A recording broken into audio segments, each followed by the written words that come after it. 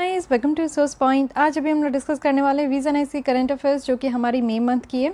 तो काफ़ी टॉपिक हमारी यहाँ पे कंप्लीट हो गई है। आज जो हम लोग यहाँ पे डिस्कस करने वाले हैं यहाँ पे 1 सेकेंड कल्चर की लेसन हम लोग यहाँ पे देखेंगे। तो कल्चर में काफ़ी इंपॉर्टेंट यहाँ पे टॉपिक है, जैसे कि आयरन एज देखेंगे, राखी गढ़ी के बारे में, राजा राम मोहन रॉय जिनको द फादर ऑफ इंडियन रेनाइंसिस कहा जाता है, इनके बारे में यहाँ पे डिटेल्स में है, इसके बारे में देखेंगे। छत्रपति शाहू महाराज के बारे में यहाँ पे है, तो क्यों न्यूज़ में है ये पर्सनालिटी, इनके बारे में समझेंगे।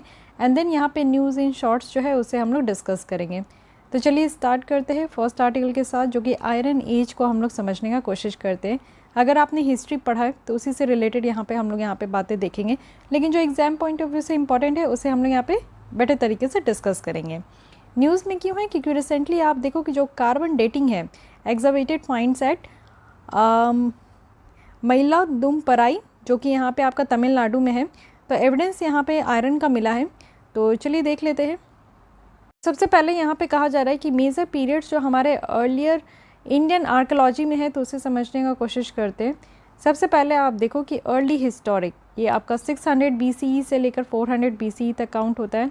देन इसके आगे चलेंगे तो अर्ली आयरन, जिसे हम लोग यहाँ पे मेथलिटिक ब्यूरियल भी कहते हैं, ये 1000 BCE है। देन यहाँ पे हड़प्पन सिविलाइजेशन जो कि 2600 यहाँ पे BCE है। देन चालकोलिथिक है, जहाँ पे पहली बार कॉपर का इस्तेमाल हुआ था, इससे पहले आयरन ही इस्तेमाल हो रहा था, तो ये आपका 6000 हो गया। उसके बाद न्योलिथिक, जिसमें कि एग्रीकल्चर यहाँ पे आपका स्टार्ट हो चुका था, पैस्टोलिस्ट यहाँ पे थे। साथ ही साथ मेसोलिथिक है। एंड देन यहाँ पे आप आगे बढ़ोगे तो अपर पैलियोलिथिक, एंड देन यहाँ पे middle Palaeolithic and lower Palaeolithic. तो इस तरीके से हमारा जो है ये आपको पीरियड्स देखने को मिलेगा।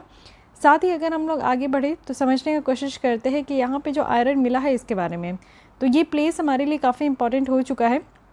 मयिलादुथुराई ये एक इम्पॉर्टेंट साइट है जहाँ पे कल्चर मटेरियल्स देखने को मिलेगा, जो कि माइक्रोलिथिक और अर्ली हिस्टोरिक के टाइम पे यहाँ पे जो आयरन पाए जाते थे वो आयरन की यहाँ पे खोज अभी भी हुई है। तो microlithic, neolithic, iron age, early historic ये 5 कल्चर सीक्वेंसेस है। कल्चर सीक्वेंसेस कहने का मतलब है कि आप देखो कि कुछ कल्चर कनेक्टिविटी है वहाँ पे, जो कि आपको यहाँ पे सिरेमिक, आयरन ऑब्जेक्ट या फिर रॉक आर्ट है, मेमोरियल स्टोन्स है और इंस्क्रिप्शंस है, इसी के बेस पे यहाँ पे मिलता है। साथ ही अगर हम लोग देखें तो black and red ware potted है, जो कि लेट न्यूलिथिक पीरियड में इसको इंट्रोड्यूस किया गया था। बाद में ये आप देखो कि किसके बाद में, तो आयरन एज के बाद में। तो ये कई बार आपसे क्वेश्चन पूछा जा सकता है कि black and red ware potted which is very important again, तो ये किस पीरियड में मिला था। लेटेस्ट डिस्कवरी के पहले अगर हम लोग देखें तो पहले भी यहाँ पे एविडेंस मिल चुका है आयरन यूज़ का, जो कि तमिलनाडु वाले एरिया में है, और ये आपको तिलंगुरु और मंगाडू यहाँ पे जो मेट्रो के बगल में है वहाँ पे देखने को मिलेगा। सिग्निफिकेंस क्या है, इसकी फाइंडिंग का क्या मतलब है, तो देखिए टाइमलाइन यहाँ पे रिविजिट है, यानी कि जो डेट्स है जब यहाँ पे आयरन एज में जब हम लोग यहाँ पे इंटर किए थे, ये एक रीजन ऑफ वर्ल्ड से दूसरे रीजन ऑफ वर्ल्ड में आता है। यानी कि आप देखो कि जो आयरन एज था वो काफ़ी पुराना है, सबसे पहले आप आयरन एज देखते हो, तो उस चीज़ का आप देख सकते हो कि आज भी साक्ष्य मिल रहा है, तो कुछ ना कुछ मीनिंग है। साथ ही कल्चर का बिगनिंग हुआ यहाँ से, यानी कि लेटेस्ट एविडेंस जो है ये दिखाता है कि जो आयरन एज है 2000 BCE में, तो एक्सपर्ट्स का कहना है कि ये एक एग्ज्यूम हम लोग कर सकते हैं कि कल्चर सीड्स जो है वो यहाँ पे हमारे 2000 BCE में ये आपका जो है स्टार्ट हो चुका है, यानी कि हमारा जो सांस्कृतिक जो बीज है वो बहुत पहले हम लोग जो है बो चुके थे। रिलेशन अगर हम लोग देखें तो इंडस वैली सिविलाइजेशन और संगम कल्चर के बीच में भी है, यानी कि तमिल ब्राह्मी स्क्रिप्ट जो कि ये बिलीव किया जाता है कि ये 300 BCE में ओरिजिनेट हुआ, और 2019 तक जब एग्जावेशन हमारा केलाड़ी तमिलनाडु में हो रहा था तब इस समय देखने को मिला। और इसी के साथ आप देखो कुछ कल्चर फाइंडिंग है जो कि यहाँ पे मयिलादुथुराई में है, तो ये भी एविडेंस है, यानी कि कुछ रिलेशंस हमारा जो दोनों सिविलाइजेशन है, संगम कल्चर और जो इंडस वैली सिविलाइजेशन है, इसी के साथ लिंक होते हुए दिखता है। तमिलनाडु की बात करें तो ये यहाँ पे अनाउंस किया गया था कि एक प्रोजेक्ट यहाँ पे कैरी किया जाएगा, जो कि कंपैरेटिवली स्टडी किया जाएगा किसके लिए, तो ग्राफिटी जो कि यहाँ पे केलाड़ी में पाया जाता है और इंडस वैली सिविलाइजेशन का भी ये साइन है। कंक्लूजन में कहा जा रहा है यही चीज़ें याद रखनी है कि हाँ आप देखो कि हमेशा जो है एग्जीबिशन होते रहता है, कुछ ना कुछ खुदाई में मिलते ही रहते हैं, तो उसके बारे में यहाँ पे बातें स्टार्ट हो जाती है। बट हमारे लिए क्या इंपॉर्टेंट है, एग्जाम पॉइंट ऑफ व्यू से इंपॉर्टेंट है कि ये जो आपका प्लेस है इसके बारे में आपको पता होना चाहिए, और आयरन एज के लिए ये प्लेस इंपॉर्टेंट है। रेलिवेंस अगर हम लोग देखें मेटल का जो यूज़ है इंडियन सिविलाइजेशन में, तो हमारी जो सिविलाइजेशन की हिस्ट्री है ना वो यहाँ पे मेटल के यूज़ से ही लिंक किया गया है, जो कि बहुत ज़्यादा ज़रूरी होता था। उस समय लोग खाना भी बनाते थे खाते भी थे, एग्रीकल्चर भी करते थे। उस समय यहाँ पे सोशियो इकोनॉमिक कंडीशंस को भी यहाँ पे शेप दिया गया। साथ ही सोसाइटी अगर हम लोग कॉपर के यूज़ के टाइम पे देखें तो कॉपर इंडस वैली सिविलाइजेशन के टाइम में बहुत ज़्यादा यूज़ होता था, इसे ध्यान रखिएगा। आयरन जो था ना वो इंडस वैली सिविलाइजेशन के लोग नहीं जानते थे, इंडस वैली सिविलाइजेशन के लोग कॉपर जानते थे। तो यूज़फुल टूल्स अगर हम लोग देखें, बहुत तरीके के टूल्स वो कॉपर से बनाते थे जो कि काफ़ी शार्प होते थे और लेकिन आयरन जैसे स्ट्रॉन्ग नहीं होते थे। लेकिन आप देखो कि कॉपर की नॉन अवेबिलिटी जो है टेक्नोलॉजिकल और मास एक्सप्लॉयटेशंस होने लगा, जो दूसरे आप देखो कि कंट्री में इसकी अवेबिलिटी नहीं थी। सोसाइटी अगर हम लोग आयरन एज के टाइम पे देखें तो ये कैसा था, तो जो मेन फैक्टर है ना, यानी कि आयरन कल्चर का जो यहाँ पे एक्सपेंशन हुआ लेटर वैदिक पीरियड में, तो वो यहाँ पे आयरन का यूज़ होने स्टार्ट हो चुका था, इसलिए यहाँ पे एक्सपेंशन हो रहा था। तो आयरन टेक्नोलॉजी का जो यूज़ है, इससे क्या हुआ कि एग्रीकल्चर यानी खेती के क्षेत्र में आप देखो बहुत तरीके के टूल्स बनाए गए, इवन वेपन बनाया गया। और उसके बाद तो इतना शानदार तरीके से हमारे देश में एग्रीकल्चर खेती होने लगी, तो लेटर वैदिक पीपल्स जो थे ना वो काफ़ी मास्टर हो गए आयरन के इस्तेमाल से। साथ ही आप देखो कि डेंस फॉरेस्ट जो होते थे, घने घने जंगल जो हमारे नदन और ईस्टर्न पार्ट में होते थे, उसको भी क्लियर करने के लिए ये आयरन के टूल्स जो है काफ़ी मददगार साबित हुए। साथ ही आप देखो कंटिन्यूस जो है पॉपुलेशन इंक्रीज़ होते गया, यानी कि लेटर वैदिक पीरियड के बाद हमारे देश में जो पॉपुलेशन है वो इंक्रीज़ होते गया, क्योंकि हमारी इकॉनमी जो है वो यहाँ पे एक्सपेंड कर रही थी जो भी एग्रीकल्चर पे बेस्ड है। तो इस तरीके से जो नंबर इंक्रीज़ हो रहा है और जो पेंटेड ग्रे वेयर जो सेटलमेंट है, इसकी साइज़ अगर हम लोग देखें तो वो भी यहाँ पर बढ़ते ही जा रहा था। तो ये बहुत ही अच्छी एक बात है यहाँ पे कि आप देखो कि जो मेटल का यूज़ हो रहा था हमारे इंडियन सिविलाइजेशन में, तो उसका यहाँ पे बताया गया कि कॉपर के यूज़ के समय हमारी सोसाइटी कैसी थी और आयरन के यूज़ के समय हमारी सोसाइटी कैसी थी। So the basic difference between कि कॉपर का यूज़ हमारे इंडस वैली सिविलाइजेशन में होता था, और साथ ही साथ यहाँ पे आयरन का यूज़ देखें तो लेटर वैदिक पीरियड के बाद जो है ये हमारा आयरन एज इस्तेमाल होना शुरू हो गया था। फाइन। अब राखी गढ़ी न्यूज़ में है, तो राखी गढ़ी क्यों है, तो लेटेस्ट यहाँ पे एग्जीबिशन हुआ, अगेन खुदाई हुई है हड़प्पन साइट में राखी गढ़ी का, और राखी गढ़ी ये आपको हरियाणा के हिसार में देखने को मिलेगा। कुछ इंपॉर्टेंट मैच्योर अगर हड़प्पन साइट्स देखें, जिससे कि हमेशा क्वेश्चन पूछा जाता है, आपका स्टेट पीसीएस में भी रहेगा और यूपीएससी में रहेगा, ये एक फेवरेट एरिया है जहाँ से क्वेश्चन बहुत पूछे जाते हैं। फाइन। तो अगर हम लोग राखी गढ़ी की बात करें तो यहाँ है राखी गढ़ी, इसे आप लोग देख सकते हो। इसी के साथ बानावली है, कालीबंगन है, हड़प्पा ये रही, रावी, चेनाब, झेलम रिवर है, इंडस रिवर है, ठीक है, कॉट डीजी है, इससे भी रिलेटेड क्वेश्चन यूपीएससी में पूछा गया था, चाहुंदारो है। तो ये चीज़ें देखते रहना। यहाँ पे आप देखो नीचे धोलावीरा है, काफ़ी इंपॉर्टेंट, ये लोथल है, काफ़ी इंपॉर्टेंट साइट्स है ये सब।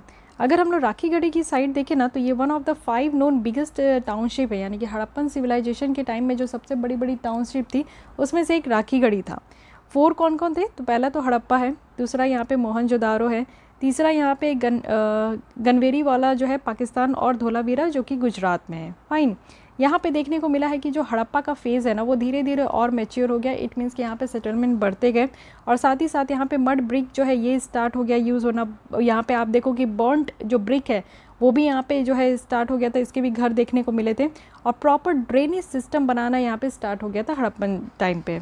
एनिमल देखिए तो सैक्रिफिशियल जो पीट है वो यहाँ पे मड ब्रिक के साथ इसको लगाया गया, एक ट्रायंगुलर शेप में या फिर सर्कुलर इस तरीके का फायर होता था। साथ ही अगर हम लोग देखें कि अभी रिसेंट जो एग्जीबिशन हुई है, खुदाई हुई है, इसमें क्या पता चला, तो ये देखने को मिला कि 2 विमेन हैं, उनके स्केलेटन्स जो है 2 विमेन की वो भी यहाँ पे मिला है, जो कि 5000 साल पुराना है। पॉट्स वगैरह और अदर जो आर्टिफैक्ट्स है वो भी यहाँ पे इनके साथ, यानी कि विमेन के साथ ब्यूरिड होता था।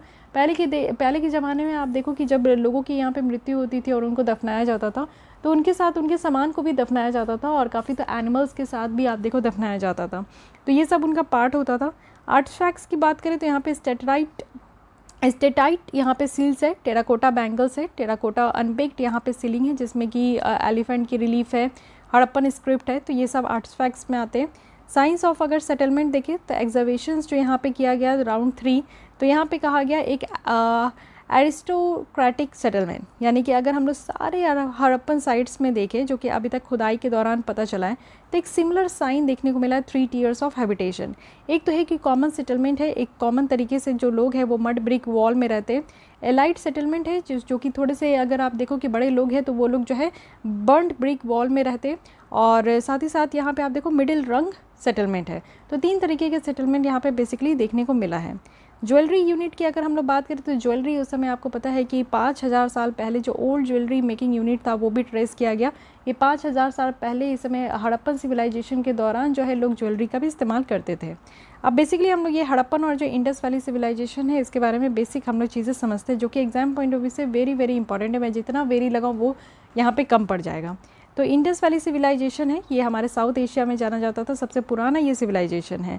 इसको हम लोग ब्रॉन्ज एज सिविलाइजेशन भी कहते हैं, यानी कि एक ऐसा टर्म है जिसमें कि जो कम्युनिटीज़ है जो कि ब्रॉन्ज को एज ए मटेरियल यूज़ करते थे, तो उस कम्युनिटी को हम लोग यहाँ पे डिनोट करने के लिए ब्रॉन्ज एज सिविलाइजेशन इस्तेमाल करते हैं, बोलते हैं इसको। बहुत ही पहले आप देखो ब्रॉन्ज एज सोसाइटी थी जो कि ओल्ड वॉर के टाइम में इसको जाना जाता था, जैसे कि मेसोपोटामिया है, इजिप्ट है, चाइना है। हड़प्पा के अलावा अगर आप लोग देखोगे कि पहले की ब्रॉन्ज एज सोसाइटी कौन कौन सी थी। साथ ही कॉमनली अगर हम लोग देखें तो इसको इंडस सरस्वती सिविलाइजेशन कहते हैं, जो कि यहाँ पे सरस्वती रिवर में यहाँ पे है। हड़प्पन सिविलाइजेशन है जो कि हड़प्पा यहाँ पे पहली बार ऐसा जगह है जिसको डिस्कवर किया गया था। हड़प्पन सिविलाइजेशन आप देखो 3 पीरियड्स में डिवाइड किया गया है, अर्ली, मैच्योर और लेट है। तो यहाँ पे अगर हम लोग मैच्योर हड़प्पन फेज़ की बात करें तो ये अर्बन फेज़ है, यानी कि यहाँ पे अर्बनाइजेशन थोड़ा थोड़ा स्टार्ट हुआ था। साथ ही साथ अगर देखें तो यहाँ पे आपके कुछ मटेरियल्स यूज़ होना स्टार्ट हुए थे, कुछ पॉट्स वगैरह यहाँ पे डिज़ाइन करना स्टार्ट हुआ था। जो मोस्ट यूनिक फीचर्स है इस सिविलाइजेशन का वो ये है कि अर्बन सेंटर की यहाँ पे डेवलपमेंट हो रही थी। साथ ही एनिग्मेटिक अगर स्क्रिप्ट अगर हम लोग बात करें तो हड़प्पन सील्स जो है वो यूजुअली यहाँ पे आपका जो है आप देखोगे कि सील्स वगैरह में बहुत सारी चीज़ें लिखी गई है।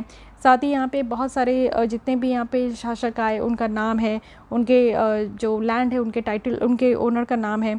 मोस्ट इंस्क्रिप्शंस अगर देखें तो वो छोटे हैं और लॉन्गेस्ट अगर देखें तो इसमें 26 साइंस इंक्लूडेड है। ओके, सिनौली की बात करें तो सिनौली एक ऐसा यूपी का एक विलेज है जो रिसेंट आर्कोलॉजिकल फाइंडिंग में पता चला है कि ये विलेज है जिसमें कि ऐसा देखने को मिला कि वेरियर क्लासेस ऑफ पीपल का प्रेजेंस है इस रीजन में। ओके, कंक्लूजन में कहा जा रहा है कि ठीक है, सारे करंट एक्सिबिशंस जो राखीगढ़ी में है वो एक एरिस्टोक्रेटिक सेटलमेंट यहाँ पे देखने को मिला। 3 तरीके की सेटलमेंट है वो यहाँ पे फाइंड आउट हुई।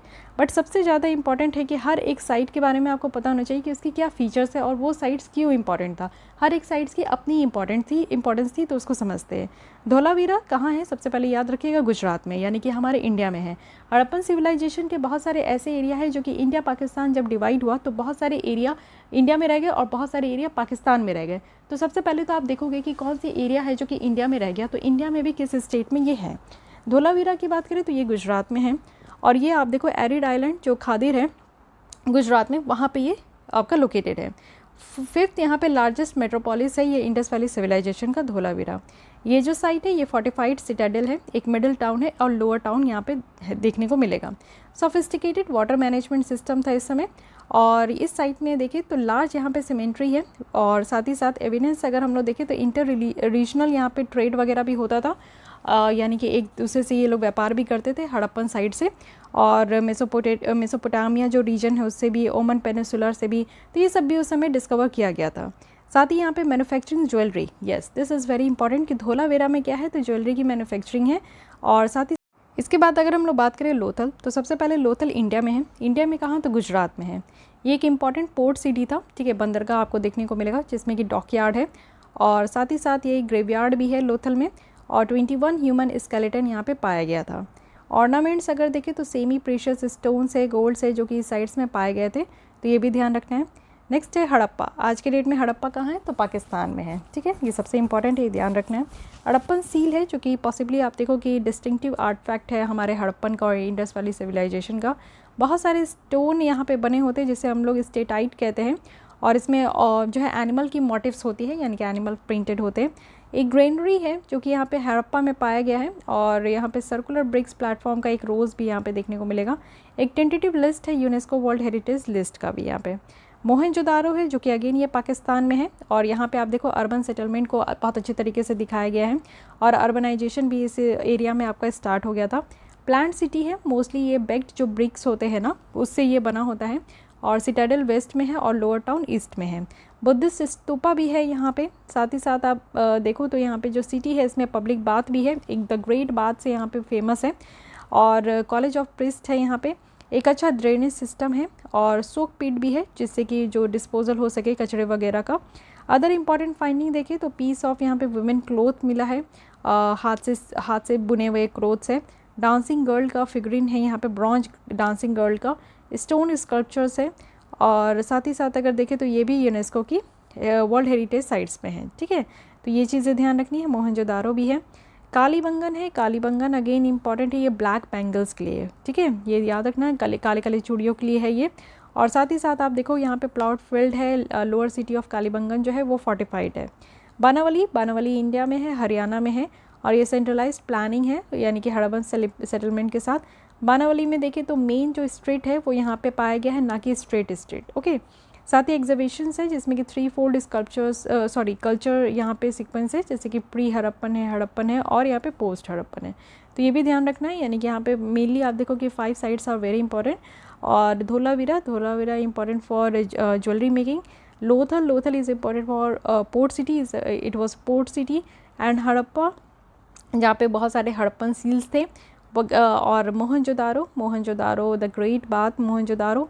And then Kalibangan which was famous for black bangles. And Banawali जो कि एक सेंट्रलाइज्ड प्लानिंग हड़प्पन सेटलमेंट है, okay. Coming to the next article जो कि है Raja Ram Mohan Roy the father of Indian रेनाइंसेस। सबसे पहले अगर हम लोग देखें तो 250th बर्थ एनिवर्सरी इनकी सेलिब्रेट की जा रही है। तो ये बहुत ही ज़्यादा one of the most influential social और रिलीजियस रिफॉर्मर्स रहे 19th सेंचुरी की। जब आप मॉडर्न इंडिया की हिस्ट्री की बुक पढ़ोगे तो इसमें राजा राम मोहन रॉय की काफ़ी कथा हमने पढ़ी है कि ये अपर कास्ट ब्राह्मण फैमिली से बिलोंग करते हैं। और इन्होंने जो ऑर्थोडॉक्स कास्ट प्रैक्टिस था हमारे सोसाइटी में, आज के डेट में आप देखो बहुत सारे डिवीज़न है, बट पहले यहाँ पे 4 कास्ट कैटेगरी में डिवीज़न था। तो इन्होंने जो है काफ़ी ज़्यादा काम किया कास्ट प्रैक्टिस के बैरियर को ख़त्म करना, चाइल्ड मैरिज को यहाँ पे ख़त्म करना, पॉलीगैमी को ख़त्म करना, डॉरी को ख़त्म करना। इनका जन्म जो है वो यहाँ पे 22 मई 1772 में हुआ, जो कि आपको किसी एग्ज़ाम में पूछा नहीं जाएगा। मेनली जो पूछा जाएगा आप ये देख सकते हो कि यहाँ पे 1833 में इनका डेथ हो गया। तो ये सब कुछ इम्पॉर्टेंट नहीं है। यहाँ से अगर हम लोग देखें तो सबसे पहले इनका कंट्रीब्यूशन देखते हैं। बंगाल सती रेगुलेशन 1829 में देखें तो ये जो रेगुलेशन है ये उस समय के जो गवर्नर जनरल थे विलियम बेंटिंग, उनके तहत लाया गया।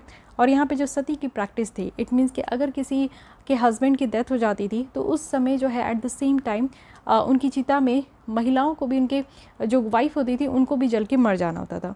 तो ये जो सती की प्रैक्टिस थी सबसे पहले इसको ख़त्म किया गया। साथ ही इक्वल राइट्स ऑफ विमेन, यानी कि इनके द्वारा जो चाइल्ड मैरिज थी, जो पॉलीगैमी थी, यानी कि एक पुरुष के जो है एक से ज़्यादा अगर वाइफ होती है तो उसे पॉलीगैमी कहते हैं। तो इस चीज़ को भी ख़त्म किया गया और यहाँ पे इनके द्वारा डिमांड किया गया कि इक्वल इनहेरिटेंस राइट भी होना चाहिए विमेन के लिए। एजुकेशन रिफॉर्म की अगर हम लोग बात करें तो देखिए इनके द्वारा जो है शिक्षा के क्षेत्र में काफ़ी काम किया गया। मॉडर्नाइजेशन की बात की गई कि नई तकनीक से यहाँ पे लोगों को पढ़ाना चाहिए।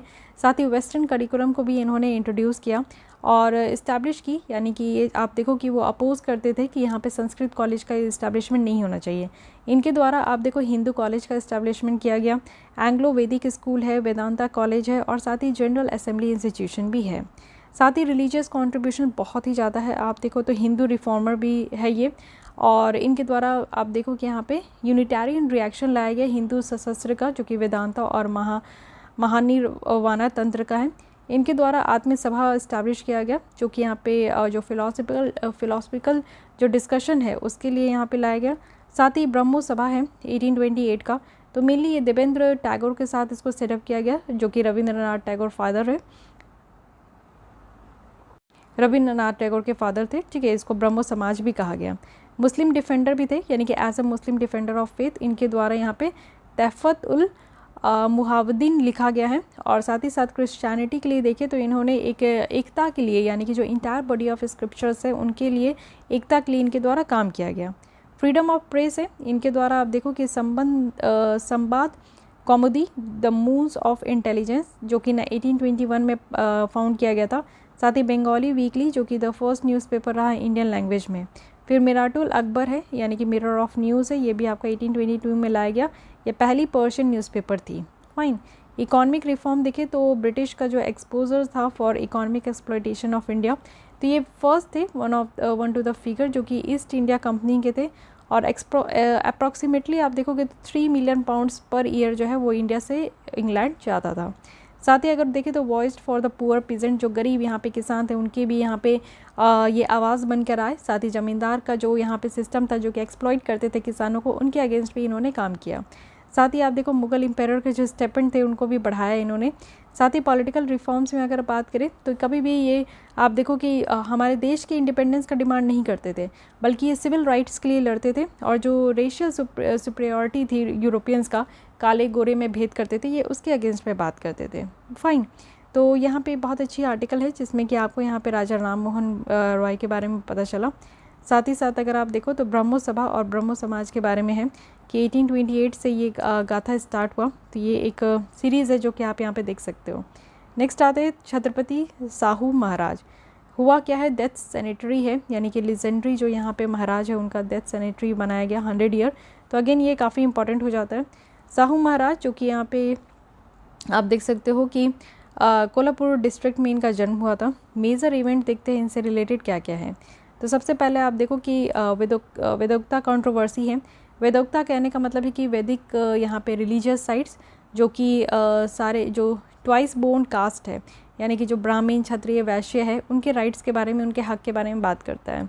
इसे वेदोक्ता कंट्रोवर्सी कहा गया। देन यहाँ पे डॉक्टर भीमराव अम्बेडकर के साथ ये एसोसिएटेड थे। इनके द्वारा फिनेंशियल सपोर्ट प्रोवाइड किया गया अम्बेडकर को, जिसमें कि वो अपनी पढ़ाई कंप्लीट कर सके। 1920 में क्या हुआ कि एक साथ मिलकर उन्होंने एक कॉन्फ्रेंस ऑर्गेनाइज़ किया गया जिससे कि जो अनटचेबल्स हैं उनके बेटरमेंट हो सके। साथ ही आप देखो कि true leader of the oppressed class in India, ये इनके द्वारा जो है डिक्लेयर किया गया। फाइन, साथ ही इनकी कंट्रीब्यूशन अगर हम लोग मॉडर्न इंडिया में देखें तो एजुकेशन के फील्ड में देखें तो इनके द्वारा मिस क्लार्क के बोर्डिंग जो स्कूल है उसको इस्टेब्लिश किया गया फॉर सोशली क्वारंटाइंड सेगमेंट के लिए। साथ ही बहुत सारे जो स्कॉलरशिप है गरीबों के लिए उनका ये इंट्रोड्यूस किए। साथ ही इनके द्वारा compulsory free primary education for all ये स्टार्ट किया गया। देन वैदिक स्कूल भी इन्होंने स्टार्ट किया, वो भी फ्रॉम ऑल कास्ट और क्लासेस ऑफ लर्न। उनमें बच्चों को बोला गया कि आप किसी भी कास्ट से आते हैं आप यहाँ पे आकर पढ़ सकते हैं। सोशल रिफॉर्म की बात करें तो सबसे पहले जो है इन्होंने विडो रीमैरिज को लीगलाइज़ किया। साथ ही साथ अगर देखें तो ये एक ज्योतिबा फूले जो थे उनके काम से काफ़ी इन्फ्लुएंस हुए थे, और सत्य शोधक समाज के जो कि ज्योतिबा फूले के द्वारा इसको फाउंड किया गया उनके साथ ये जुड़े थे। साथ में आप देखो कि जो पॉजिटिव डिस्क्रिमिनेशन था इसके लिए इन्होंने यहाँ पे काम किया। साथ ही साथ रिजर्वेशन और एफर्मेटिव एक्शन के लिए इन्होंने यहाँ पे काम किया। पॉलिटिकल रिफॉर्म की बात करें तो इनके द्वारा डेक्कन राइट जो एसोसिएशन है उसको इस्टेब्लिश किया गया था, और साथ ही साथ पॉलिटिकल राइट जो है नॉन ब्राह्मण के लिए वो भी यहाँ पे एसोसिएटेड था। इकोनॉमिक रिफॉर्म्स भी आप देख सकते हो कि इनके द्वारा बहुत सारे प्रोजेक्ट लाए गए, यानी कि जो यहाँ पे वेविंग मिल था, स्पिनिंग मिल था, उसके लिए डेडिकेटेड मार्केट प्लेस यहाँ पे लाया गया। कोऑपरेटिव सोसाइटी को यहाँ पे इस्टेब्लिश किया गया किसानों के लिए, और किंग एडवर्ड जो एग्रीकल्चर यहाँ पे इंस्टीट्यूट है उसको भी इस्टेब्लिश किया गया जिससे कि किसानों को सिखा सके कि कैसे वो अपनी पैदावार बढ़ा सकते हैं और इससे रिलेटेड टेक्नोलॉजी भी वो बढ़ा सकते हैं। फ्रीडम फाइट की बात करें तो बाल गंगाधर तिलक की सजेशन से ये जो है शिवाजी क्लब को काफ़ी हेल्प किए। तो इस तरीके से साहू महाराज जो कि अपने इनका एक कमिटमेंट था कि जो बैकवर्ड क्लास है उनके वेलफेयर के लिए काम करेंगे, और आइडिया ऑफ मॉडर्न है फॉरवर्ड लुकिंग इस सोसाइटी इनके द्वारा लाना था, तो वो उसके लिए इन्होंने काफ़ी हद तक काम किया। फाइन, अब आते हैं नेक्स्ट न्यूज़ इन शॉर्ट्स। यहाँ पे आप देखो मार्टिन टेम्पल काफ़ी न्यूज़ में था, तो सबसे पहले ध्यान रखना है कि ये है कहाँ, तो जम्मू एंड कश्मीर में ये टेम्पल है। और मार्टिन टेम्पल जो है ये आपका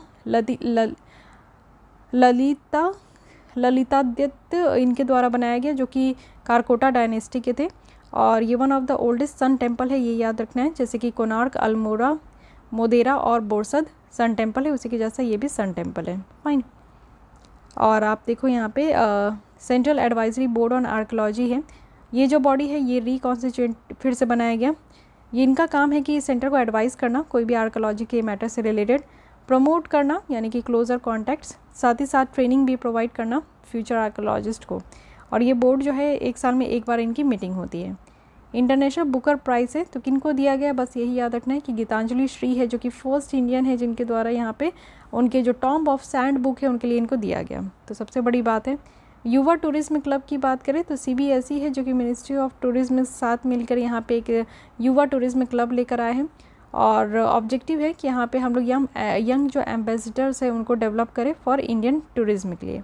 इवेंट ऑफ नेशनल इंपॉर्टेंस अगर देखें तो ministry of information and broadcasting के द्वारा यहाँ पे एक fresh list of sporting events जो है वो नोटिफाई किया गया, और ये आप देखो कि स्पोर्ट्स ब्रॉडकास्टिंग जो सिग्नल एक्ट है उसके तहत इसको लाया गया है। थॉमस कप है, तो थॉमस कप आप देखो कि इंडिया के द्वारा ये मेडन थॉमस कप टाइटल जीता गया है। और मेडन कहने का मतलब है कि हम लोग इंडोनेशिया को 3-0 से हराए है। थॉमस कप एक इंटरनेशनल बैडमिंटन कंपटीशन है, साथ ही इसको स्टार्ट किया गया है एक लीजेंडरी बैडमिंटन प्लेयर जो कि यहाँ पे सर जॉर्ज अलान थॉमस थे, उनके द्वारा इसको स्टार्ट किया गया। 3 टीम से, जो कि मोस्टली यहाँ पे टाइटल्स है इंडोनेशिया का 14, चाइना का 10 एंड मलेशिया का 5। हम लोग भी अब यहाँ पे जीत चुके हैं। Global travel and tourism development index है, जो कि वर्ल्ड इकोनॉमिक फोरम के द्वारा इसको रिलीज़ किया जाता है, जो कि अगेन वेरी इंपॉर्टेंट। हमारे यहाँ पे 117 इकोनॉमीज़ में एसेस किया जाता है और हमारी रैंक 54 है आउट ऑफ 117 कंट्रीज़ में। जापान के द्वारा इसको टॉप किया गया है। बिल्ली यहाँ पे ग्लोबल जो ट्रैवल एंड टूरिज्म है, यानी कि देश भर से लोग जो है कितना इंडिया में घूमने आते हैं और कौन सी ऐसी कंट्री है जहाँ पे सबसे ज़्यादा लोग जो है घूमने जाते हैं, उनको यहाँ पर रैंक की जाती है। फाइन। सो गाइज़, यहाँ पे हमारी कल्चर की जो लेसन है वो कंप्लीट हो गई है। नेक्स्ट हम लोग और भी जो लेसन बचे हुए हैं उसको भी फास्ट तरीके से कंप्लीट करेंगे। सो गाइज़, आज के लिए बस इतना ही। अगर आपको ये लेसन अच्छी लगती है तो लाइक कीजिए, अपने दोस्तों के साथ शेयर कर सकते हैं। फिर भी कोई डाउट, कोई सजेशंस है तो कमेंट करना ना भूलें। आज के लिए बस इतनी, मिलती हूँ कल इसी टाइम पे। तब तक के लिए थैंक यू।